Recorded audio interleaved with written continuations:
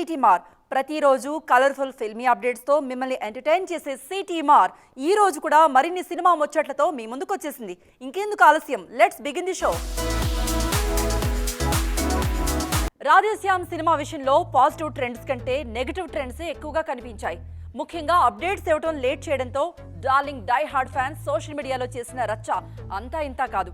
ఏకంగా pre release ఈవెంట్లోనే ఈ విషయంపై సెటైర్స్ వేశారంటే ఆ ట్రోలింగ్ ఏ రేంజ్ లో జరిగిందో అర్థం చేసుకోవచ్చు. ఫ్యాన్స్ దెబ్బకు అలర్ట్ అయిన మేకర్స్ వరుస అప్డేట్స్ తో అందరినీ కూల్ చేశారు. కానీ ప్రీ రిలీజ్ ఈవెంట్ విషయంలో మరోసారి డార్లింగ్ ఫ్యాన్స్ కు దొరికిపోయారు. India's first pan India event అంటూ గ్రాండ్ గా అనౌన్స్ చేసిన ప్రీ రిలీజ్ ఫంక్షన్ చప్పగా సాగింది. కలర్ఫుల్ పెర్ఫార్మెన్స్ లేకపోవడంతో పాటు గెస్టుల సందడి కూడా పెద్దగా లేకపోవడంపై అభిమానులు కూడా పెదవి విరుస్తున్నారు.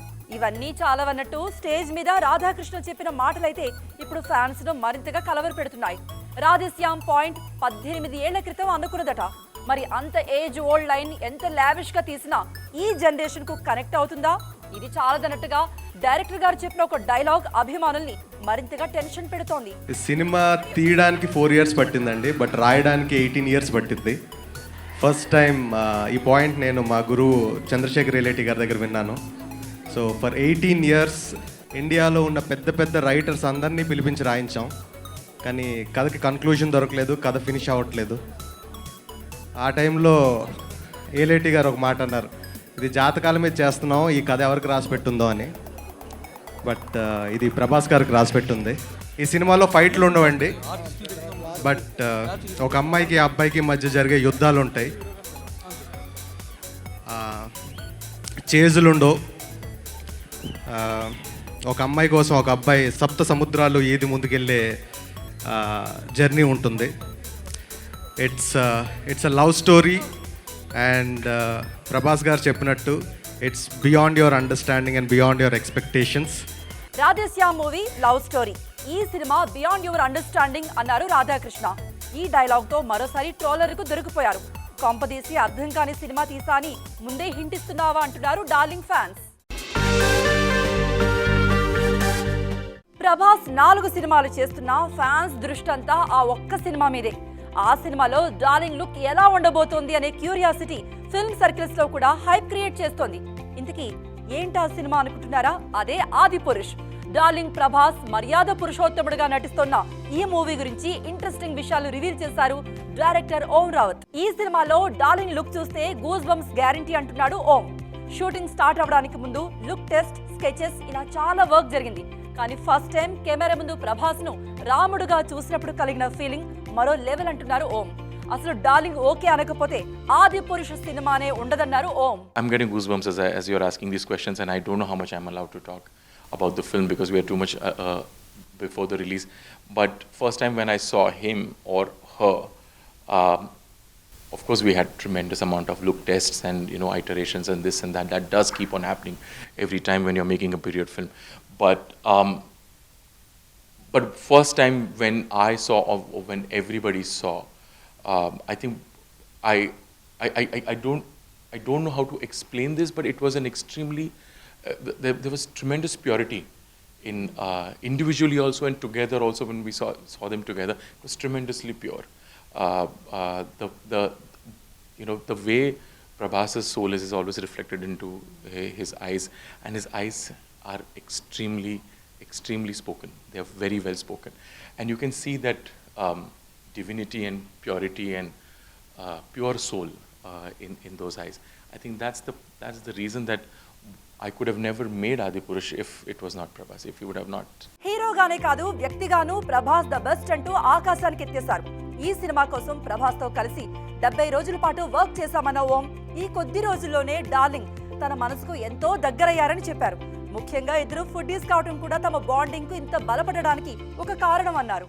Lot of food, you can see well before the interview and during the interview we were talking a lot about food because he's an extremely large foodie, pakka Hyderabadi. I am a Mumbaikar and I love food. We all about food. That's something that we share a lot in common. Cooks going to each another's place and learning recipe from his place to my place, from my place to his place. That all happens. We talk a lot about food. share notes and what you ate where and what time and this, and then plan breakfast, lunch, dinner for the next 7 days is something that it's all about food. I think food is something that we share a lot in common. We also share a tremendous passion for cinema together. So yes, we will keep talking about different films and what we liked and what we did not like. That's also very common. And generally, I think about life. It's I don't know. We have normal conversations like you have with your brother or sister or friend. So it's the same thing. Darling ఎక్కడున్నా పక్కా Hyderabadi food ని ఇష్టపడతారట. కానీ ఓం పరిచయమైన తర్వాత ఇద్దరి cooks recipes share చేసుకునేవారని చెప్పారు. Shooting టైంలో ఏ మాత్రం gap దొరికినా మెయిన్ డిస్కషన్ అంతా ఫుడ్ అండ్ సినిమా గురించే ఉండేదట. ఈసారి బిగ్ బాస్ హౌస్ లో అసలు మసాలా అంతా సిరి షన్నుల్దే. షో కంప్లీట్ అయ్యాక కూడా విన్నర్ సన్నీ కన్నా ఎక్కువగా ఈ జంట గురించే మాట్లాడుకుంటున్నారు ఆడియన్స్. ముఖ్యంగా షో ముందు సిరి షన్ను ఇద్దరు రిలేషన్షిప్ లోనే ఉన్నారు. సిరి శ్రీహాంత్ తో, షన్ను దీప్తి సునైనతో రిలేషన్ లో ఉన్నారు. హౌస్ లోకి ఎంట్రీ ఇచ్చే సమయంలో కూడా వాళ్ళిద్దరూ కమిటెడ్ అన్న విషయంలో క్లారిటీ ఇచ్చారు. హౌస్ లో సిరి షన్ను బాగా కనెక్ట్ అయ్యారు. ప్రతి ఎపిసోడ్ లో హగ్గులు, కిస్సులతో షోకు కావాల్సినంత మసాలా పండించారు. ఈ రిలేషన్ ఏ రేంజ్ కి వచ్చిందంటే హౌస్ లోకి వచ్చిన పేరెంట్స్ కూడా వాళ్ళ రిలేషన్ ఏం బాలేదన్నారు. కానీ ఆ తర్వాత కూడా సిరి షన్నుల రిలేషన్ అలాగే కంటిన్యూ అయింది. ఫేక్ ఎలిమినేషన్ టైంలో సిరి షన్నుకు ఐ లవ్ యూ చెప్పడంతో మ్యాటర్ మరీ సీరియస్ అని ఫిక్స్ అయిపోయారు ఆడియన్స్. షో ముగిసిన తర్వాత మాత్రం మ్యాటర్ మరోలా ఉంది. హౌస్ నుండి బయటకు వచ్చిన తర్వాత తన పార్ట్నర్ శ్రీహాంత్ తో కలిసి ఒక్క పిక్ కూడా షేర్ చేయలేదు సిరి. దీంతో ఇద్దరి మధ్య గ్యాప్ వచ్చిందా అనే డౌట్స్ రేజ్ అవుతున్నాయి. అటు షన్ను వ్యవహారం కూడా అలాగే ఉంది. కొద్ది రోజులుగా దీప్తి సునైన సోషల్ మీడియా పోస్టులు కూడా ఇంట్రెస్టింగ్ గా మారాయి. తను ఏదో పెయిన్ ఫీల్ అవుతున్నట్టుగా వరుస పోస్టులు పెడుతున్నారు దీప్తి. దీంతో హౌస్ లో సిరి షన్నుల బిహేవియర్ వాళ్ళ పర్సనల్ లైఫ్ మీద ఎఫెక్ట్ అయిందన్న టాక్ వినిపిస్తోంది. మరి ఈ వార్తలపై ఈ జంట స్పందిస్తారేమో చూడాలి. బిగ్ బాస్ తెలుగు మరో బిగ్ స్టెప్ కు రెడీ అవుతోంది. North Bigg Boss year OTT entry ఇచ్చేసింది. టెలివిజన్ టెలికాస్ట్ తో సంబంధం లేకుండా ఓన్లీ ఫర్ ఓటీటీ సీజన్ గా బిగ్ బాస్ షోను స్టార్ట్ చేశారు నార్త్ మేకర్స్. కంప్లీట్ గా కొత్త థీమ్, కొత్త హోస్ట్, కొత్త కాన్సెప్ట్ తో వచ్చిన Hindi Bigg Boss OTT super hit అయింది. ఇన్నాళ్లు 24 గంటల పాటు హౌస్ లో జరిగిన ఇన్సిడెంట్స్ ను 1 అవర్ ఎడిట్ చేసి చూపించేవారు. కానీ ఓటీటీ వెర్షన్ లో మాత్రం 24 గంటల పాటు లైవ్ స్ట్రీమింగ్ కంటిన్యూ అవుతుంది. ఈ కాన్సెప్ట్ నార్త్ లో సక్సెస్ కావడంతో తెలుగు టీం కూడా సేమ్ ఫార్ములాను కంటిన్యూ చేస్తోంది. త్వరలో తెలుగులోనూ బిగ్ బాస్ ఓటీటీ స్టార్ట్ కాబోతోంది. రీసెంట్ గా ఓ ప్రెస్ మీట్ లో బిగ్ బాస్ తెలుగు ఓటీటీకి సంబంధించి అఫీషియల్ అనౌన్స్మెంట్ ఇచ్చారు మేకర్స్. నాగార్జునే స్వయంగా డిజిటల్ వెర్షన్ గురించి క్లారిటీ ఇచ్చినా ఆయనే హోస్ట్ చేస్తారా లేదా అనేది మాత్రం క్లారిటీ లేదు. నాకు కూడా హోస్ట్ చేయటం విషయంలో క్లారిటీ ఇవ్వలేదు. They wanted to start the OTT, Big Boss on OTT, Big Boss 24 hours. కొంచెం షాక్ లాగా అనిపించింది.